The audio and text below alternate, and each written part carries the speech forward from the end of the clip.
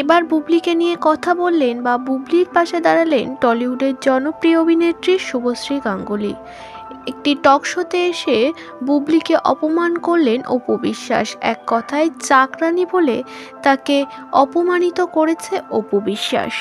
আমার গল্প এরকম যে আমার এটা দেখে অনেকের মনে হয়েছে যে সে হয়তোবা রানীর মতো আসবে, কিন্তু সেও দেখি চাকরানির মতো আসলো।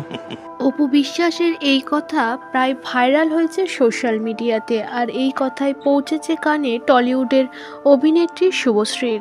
শুভশ্রীকে এই নিয়ে প্রশ্ন করা হলে তখন শুভশ্রী বলে, আমার কাছে একটাই কথা, আমার যার কথা ভালো লাগবে না তাকে জীবন থেকে সরিয়ে দাও। কেউ কিছু কটু কথা বলছে বলে মন খারাপ হয়ে যাচ্ছে বা সেটা নিয়ে বসে থাকবে, সবসময় মনে রাখো যে এটা তোমার জীবন। ভগবান তোমাকে এই জন্ম দিয়েছে, দুটো হাত পা চোখ নাক কান সবকিছু পরিষ্কার সুষ্ঠুভাবে দিয়েছে। বি গ্রেটফুল টু ইট। শুভশ্রী গাঙ্গুলির এই কথাগুলোতে অনেক নেটিজেনরাই সহমত জানিয়েছে। অনেক ইন্টারভিউতে দেখা যায় বুবলিকে নিয়ে সমালোচনা করতে অপু বিশ্বাসকে।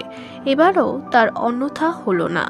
তবে বুবলি কিছু না বললেও পাশে দাঁড়িয়েছে তার ভক্তরাও।